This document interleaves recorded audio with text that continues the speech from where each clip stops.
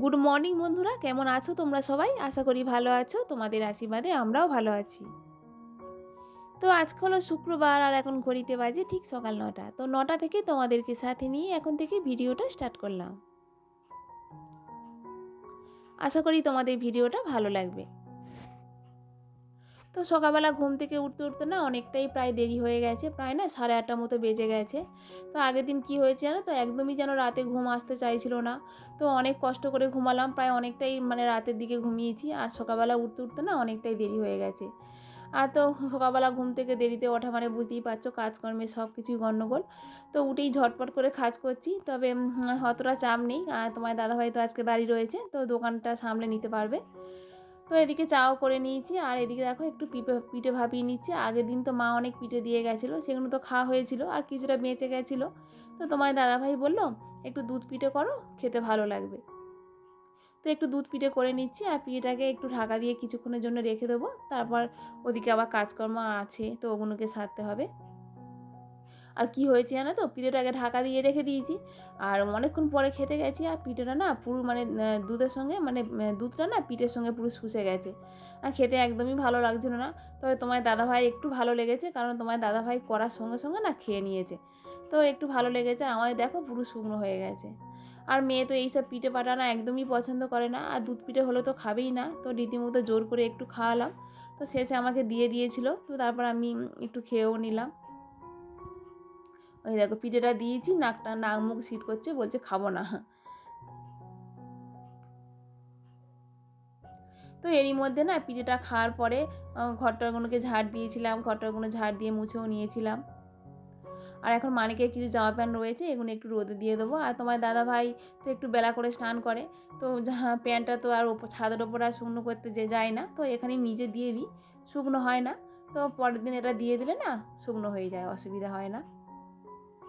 আর একটু পরে না একটা অনেকটাই বড় কাজ করতে হবে, সেটা কি তোমাদেরকে পরে দেখাচ্ছি। আর এই দেখো বড় কাজ বলতে বলতেই চলে এসেছে। এটা কি বলো তো, এটা হচ্ছে পুঁটি মাছ। পাড়া থেকে না পুঁটি মাছ কিনেছিলাম। তো হ্যাঁ, 100 মতো দোকানদারকে বলছিলাম দিতে, তো দোকানদার না জোর করে 200 মতো চাপিয়ে দিয়েছে। আর এইসব মাছ না খেতে খুবই ভালো লাগে, কিন্তু এই যে কাটতে গেলেই তো বিরক্তিকর ব্যাপার। আর তবে খুব একটা বিরক্তি লাগে না আমার, কিন্তু সময় তো হাতে নেই, বুঝতেই পারছো কখন কে এসে ডাক দেয়। তো সেই কারণে একটু টেনশানের মধ্যেই কাজ করি। তো কাটতে না অনেকটাই প্রায় সময় লেগেছিল। তো এই কাটতে কাটতে না আবার দোকানে ছুটতে হয়েছিল, তো মাছটাকে রেখে দিয়ে আর হ্যাঁ, অল্প কিছু ছাড়িয়ে কেটে রেখেছিলাম। আর তারপর মা আবার এদিকে আমাকে না জল গরম দিতে এসেছিলো স্নান করার জন্য। তো আমাকে দেখে মা আবার বললো তুমি চলে যাও, দোকানে লোক বসে রয়েছে, ওখানে দাঁড়িয়ে রয়েছে। তো আমি ওখানে আবার গেলাম, কারণ তোমার দাদাভাই তো যেতে পারবে না। তো আমাকেই যেতে হয়েছে, কারণ হচ্ছে ওখানে তো কাপড় জামা কিনতে এসেছিলো, তো আমাকেই যেতে হবে, না হলে তো হবে না। তো তারপর পরে না মা এসে এই মাছগুলোকে ছাড়িয়ে দিয়েছিল। ছাড়িয়ে দিয়ে না সুন্দর করে ধুয়ে পরিষ্কার করে রান্নাঘরের মধ্যে রেখে দিয়েছে। আর এই দেখো রান্নাঘরের মধ্যে গুছিয়ে রেখে দিয়েছে। তো এটাকে আমি এখন নুন হলুদ দিয়ে মাখিয়ে রেখে দেবো, কারণ কখন রান্না হবে তার ঠিক ঠিকানা নেই। কারণ কে কখন এসে ডাকে। আর এখনও পর্যন্ত স্নানও হয়নি, তো স্নানটাকেও করতে হবে। তো চলো স্নান টান করে পরে আবার তোমাদের সঙ্গে দেখা হচ্ছে।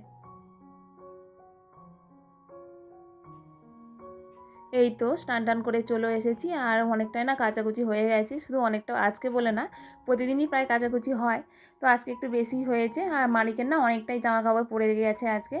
আর আমাদেরও পরে, তোমার দাদাভাই মেয়ে আমার তিনজনেরই তো পরে। আর প্রতিদিনের জামা কাপড় না প্রতিদিন একটু হ্যাঁ সার্ফ দিয়ে মিজে পা দিয়ে ধুয়ে দিই, তাহলে কি বলো তো আর নোংরাটা অতটা হয় না। তো এদিকে মেয়ে ছেলেকে নিয়ে একটু ঘুরতে বেরিয়েছে, আবার চলে আসবে। আর এই দেখো বলতে বলতে চলেও এসেছে। আর ছেলে একটু আদর খাওয়ার জন্য কোলে উঠেছে, তো এখনও পর্যন্ত রান্নাবান্না চাপাইনি। তো একটু আদর করে নিই ছেলেকে, তারপর একটু রান্নাটা বসিয়ে দেবো। তো মেয়েকে দিয়ে দিলাম, বললো মানিকে একটু ধরো, আমি এদিকে ভাতটা বসিয়ে দিই।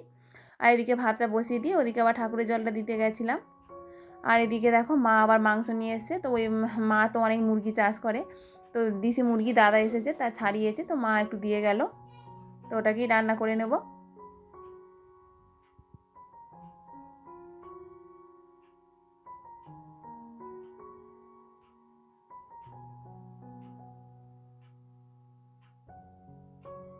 আর ওই চেয়ারটা দেখেছি, ওখানে ওখানে রেখেছি, ওই চেয়ারে একবার করে বসি আর রান্না করি। খুবই কষ্ট হয় বলতে গেলে, দাঁড়িয়ে দাঁড়িয়ে রান্না করতে। সারাক্ষণই তো পায়চারি করতে হয়, ছেলের পিছনে দৌড়াতে হয়, দোকানে ছুটতে হয়। তো অনেকটাই না কোমরে কোমর পিন যেন ব্যথা করে, তো একটু বসি আবার ওখানে রান্না করি বসে বসে।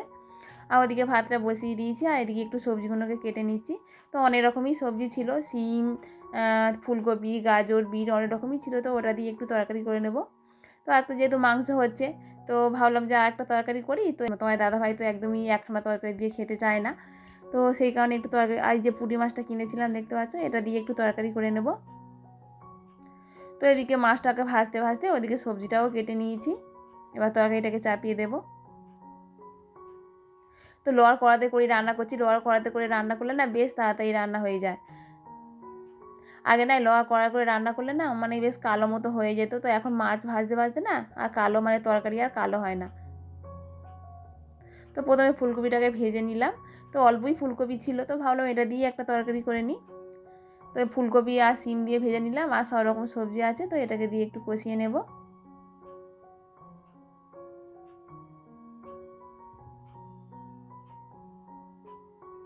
আর পুঁটি মাছটা কী হয়েছে জানো তো, ভাজার সময় না মানে কাটার সময় ঠিক ছিল, ভাজার সময় ঠিক ছিল, আর যেই ভাজা হয়ে গেছে না আর দেখি পুঁটি মাছগুলো মানে পুঁটি মাছের গায়ে না মানে কাঁটা কাঁটা বেরিয়ে গেছে। পুঁটি মাছটা তো কত কষ্ট করে কাটলাম, কিন্তু রান্না করার সময় যদি না ভালোভাবে রান্না করতে পারি কতটা কেমন লাগে বলো। তো কিছু করার নেই, তো পুঁটি মাছটা তো তরকারির মধ্যে দিতেই হবে। তো শেষকালে না তরকারিটা হয়ে যাওয়ার পরে তো ধারের মধ্যে দিয়েছিলাম, দিয়ে তরকারিটাকে নামিয়ে নিয়েছিলাম। তো ওদিকে ওই তরকারিটা হতে হতে এদিকে সবজিগুলোকেও কেটে নিয়েছিলাম, মাংসের যে আলু লাগে, আলু, পেঁয়াজ, আদা, রসুন, তো এগুলো কেটে নিয়েছি। আর এই মিক্সির মধ্যে দেখতে পাচ্ছ সব রকম মানে টমেটো, পেঁয়াজ, আদা, রসুন, গরম মশলা সব রকম মিক্সির মধ্যে পেস্ট করে নিয়েছি, কারণ হাতে একদমই সময় নেই। আর আমি না এখন এরমভাবেই রান্না করছি, এরকমভাবে রান্না করলে না বেশ তাড়াতাড়ি রান্না হয়ে যায়, আর রান্নাটা না দারুণ টেস্ট হয়। তো দেখো মশলাটাকে এখন কষিয়ে নিচ্ছি। তো কষানো মোটামুটি হয়ে গেছে, এবার মাংসটাকে দিয়ে দেবো।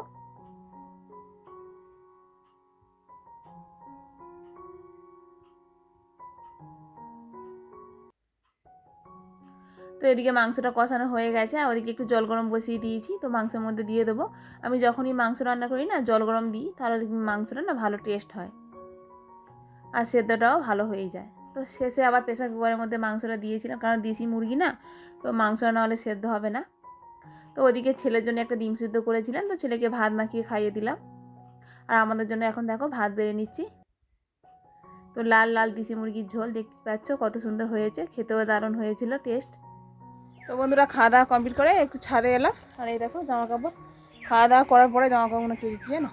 আমার দাদাভাই দেরি করে স্নান করেছে, তো জামা কাপড়গুলো অনেকটা ময়লা হয়েছে, তো ভাবলাম নিজে দিয়ে সার্ফ দিয়ে আর এই দেখো সুন্দর করতে দিচ্ছি।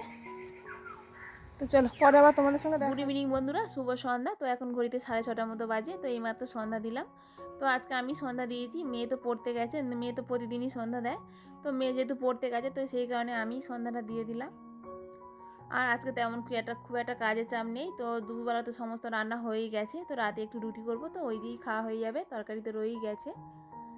আর এখন দেখো এখন এটাকে পরিষ্কার করে নিচ্ছি। এই যে খাটের পাশটাতে না এখানে না যত জিনিসপত্র ওখানেই জড়ো হয়ে যায়, যতই আমি পরিষ্কার করি না ওখানেই সমস্ত জিনিসপত্র রেখে দেয় তোমার দাদা ভাই আর মেয়ে। তো ওটাকে এখন পরিষ্কার করে নিচ্ছি। আর এই যে দেখতে পাচ্ছ ড্রেসিং টেবিলটাকে, এটাকে বাইরে বার করে দিয়েছি, এটা তো ঘরের মধ্যে ছিল। আর ঘরের মধ্যে না একটা কম্পিউটার টেবিল রাখা হয়েছে, কম্পিউটার রাখা হয়েছে, তো ওইটাকে বাইরে বার করে দিলাম, নাহলে তো আবার জায়গা ধরবে না। আর এরই মধ্যে মেয়ে পড়তে চলেও এসেছে, আর দেখো পড়তেও বসে গেছে। আর আমার কিছু টুকটাক জামা কাপড় ছিল, ওই বিছানা চাদর, মানিকের জামা কাপড়, তো ওগুলো কি ভাঁজ করে নিচ্ছি। তো বন্ধুরা ভিডিওটি এখানেই শেষ করলাম। ভিডিওটি কেমন লাগলো তোমরা অবশ্যই একটা কমেন্ট করে জানিও, আর ভিডিওটি যদি ভালো লেগে থাকে তাহলে একটা লাইক করে দিও। আর চ্যানেলে যদি নতুন বন্ধু হয়ে থাকো তাহলে চ্যানেলটিকে সাবস্ক্রাইব করে ছোট্ট পরিবারের পাশে থেকো। আর যারা যারা চ্যানেলটিকে সাবস্ক্রাইব করে দিয়েছো তাদেরকে অসংখ্য ধন্যবাদ।